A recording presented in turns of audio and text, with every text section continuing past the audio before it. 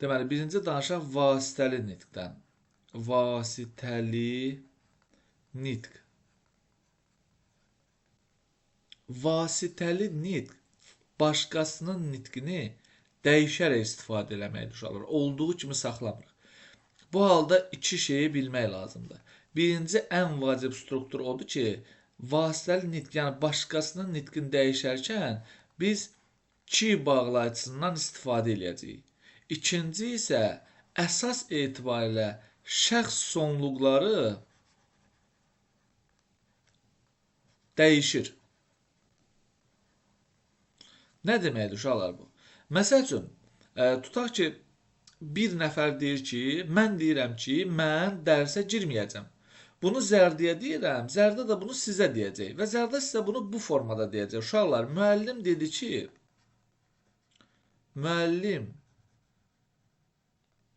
dedi ki, vergül, dərsə girməyəcək.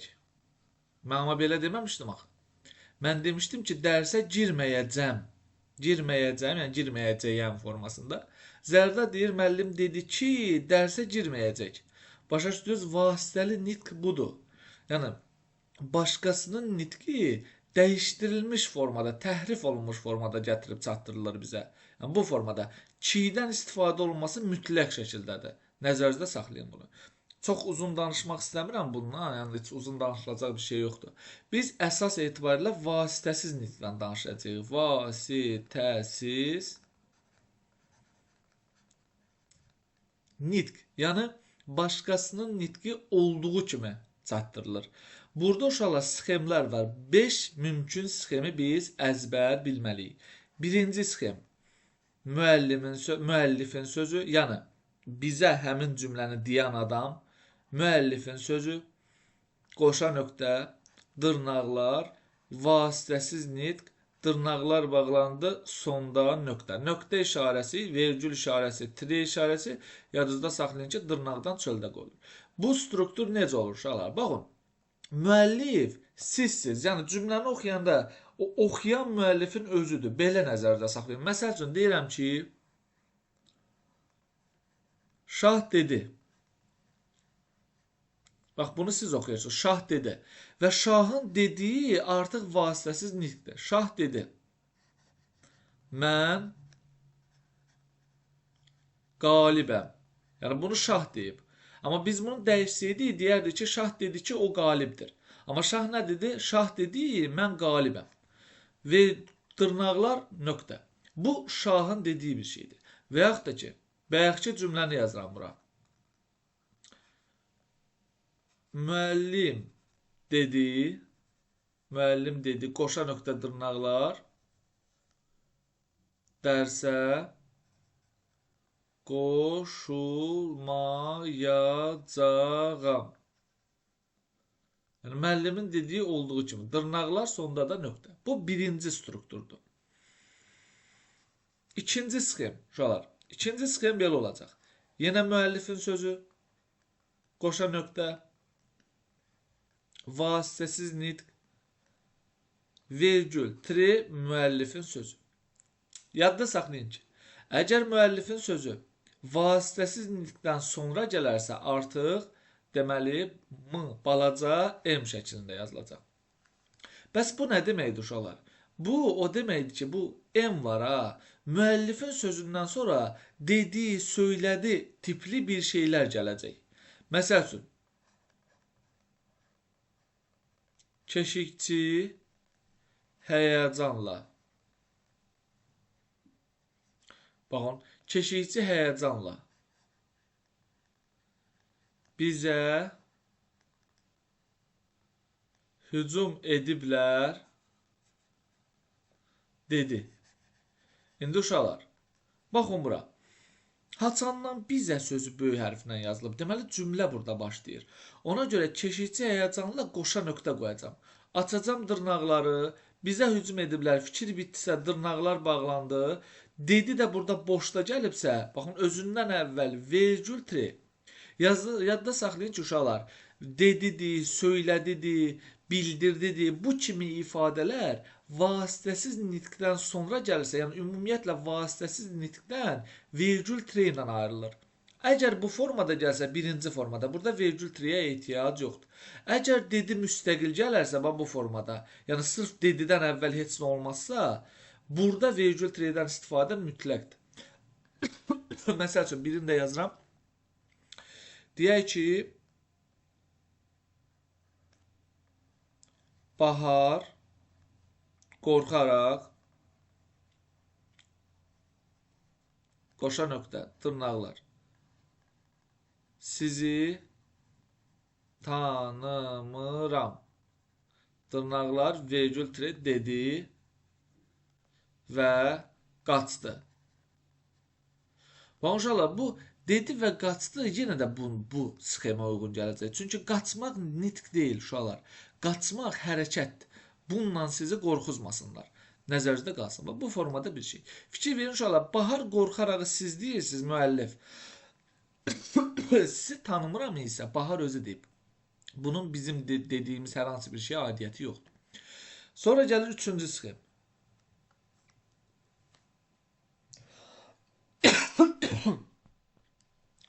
Üçüncü sxem uşaqlar bu emi atırıq yerdə qalan hissədir. Dırnaqlar, vasitəsiz nitq, dırnaq bağlandı, vergül tire, müəllifin sözü.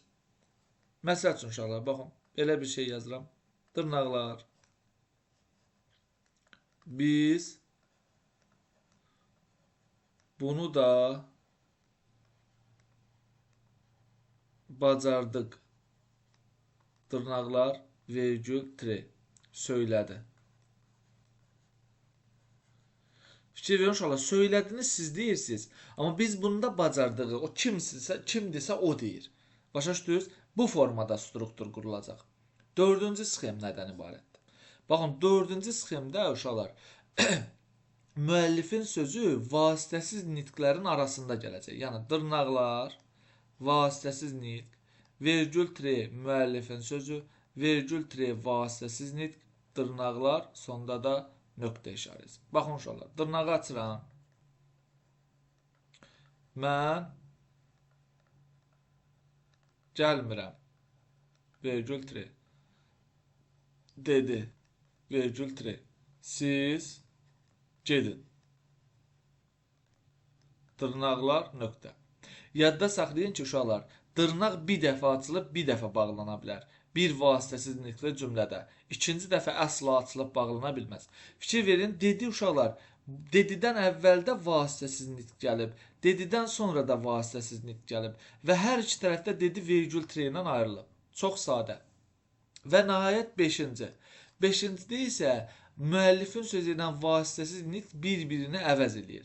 Yəni, müəllifin sözü, qoşa nöqtə, dırnaqlar, vasitəsiz nitq, vergül tire, müəllifin sözü, vergül tire, vasitəsiz nitq, dırnaqlar, sonda da nöqtə. Məsəl üçün, bura yaza bilərəm ki,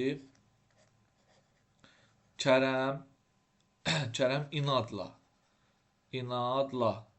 qoşa nöqtə, dırnaqlar,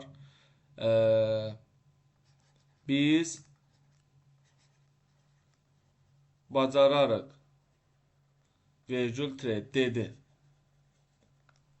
vergül tire, geri çəkilməyin. Dırnaqlar, nöqtə. Uşaqlar, bu 5 sxem əsasında biz vasitəsiz nitqi öyrənmiş oluruq. Fikir verin, bu biz bacararıq, geri çəkilməyəni deyən Kərəmdir. Kərəmin inadla dediyini deyən isə bizik, yəni müəllifin sözüdür. Bu müəllif deyir bunu. Müəllif Kərəmin dediyini bizə çatdırır. Bu formada əzbərləmək lazımdır. İndi bəzi durğu işarələri, fərqlərini də sizə öyrədirəm, yekunlaşdırırıq. Baxın uşaqlar, əvvəla tutaq ki, hər hansı bir sxemdə bizə belə bir şey verilib. Sonuncu sxem üzərindən bəzi izahlar eləyəcəm. Deməli, ya da sonuncu sxem götürməyək, tam başa düşəsiz deyə, məsələn, bax bu, üçüncü sxemi götürürəm. Dırnaq açıram və yazıram. Mən oxuyuram. Mən oxuyuram. Sual. Dırnaqlar bağlandı. Buradan da yazdım. Dedi. Mən oxuyuram dedi və yaxud da ki, sual verdi. Burada uşaqlar artıq mən vergül tire qoymayacağam. Burada sadəcə tire qoyacağam. Niyə? Çünki vergülün əvəzinə burada bir sual işarəsi qoyulub da uşaqlar. Əlavə bir şey verməyə nə ehtiyac var?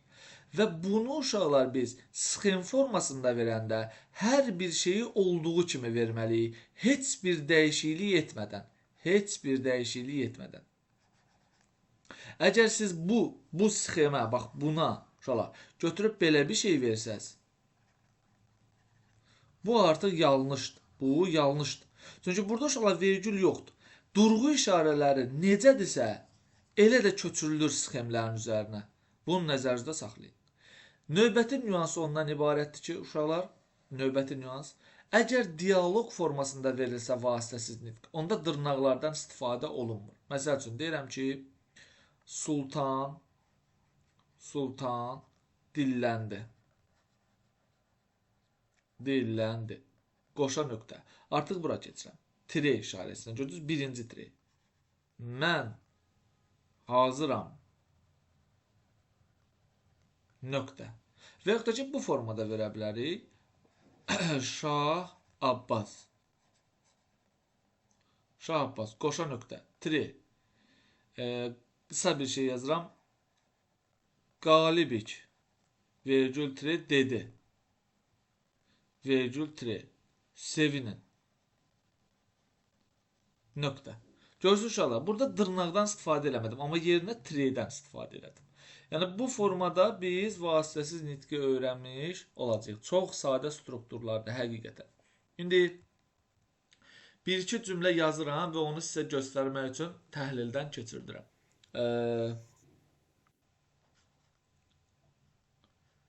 Kərəm. Qoşa nöqtə. Heç qoşa nöqtə vermirəm. Mən işarələri bərpa eləyim burada. Kərəm. Sevil bu yolla gedəcək. Dedi. Ona toxunmayın. Deməli, baxın. Kərəm, Sevil bu yolla gedəcək. Ona toxunmayın. Yəni, bunu deyən Kərəmdir. Bax, görürsünüz, burada qoşa nöqtə, burada dırnaqlar. Sevil bu yolla gedəcək. Vergül tire, dedi, vergül tire, ona toxunmayın. Dırnaqlar və sonda da nöqtə.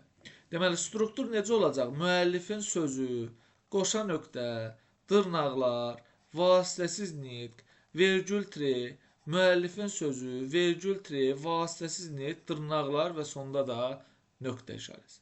Və yaxud da ki, belə bir şey.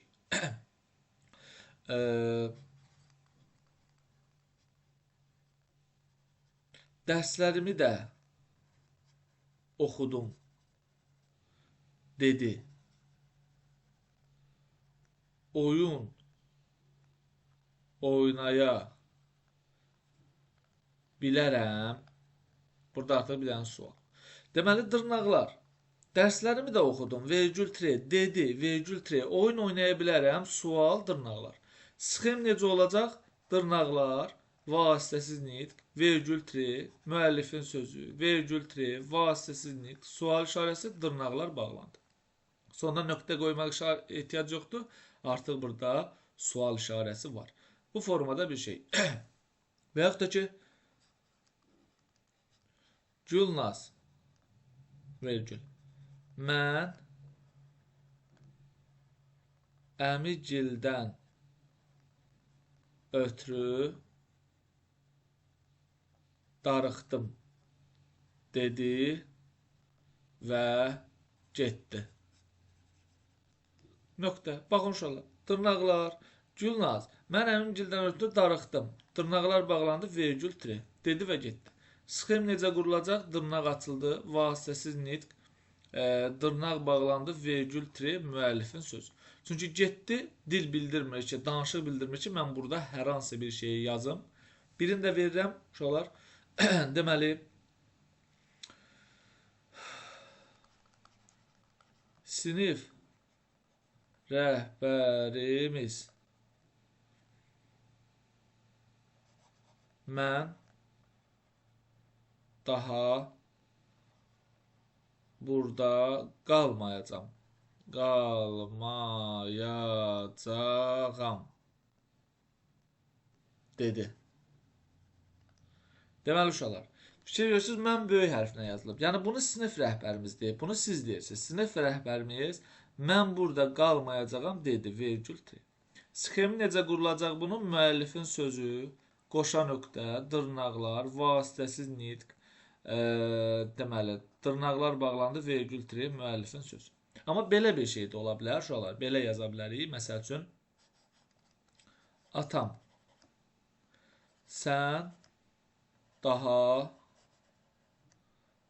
uşaq deyilsən.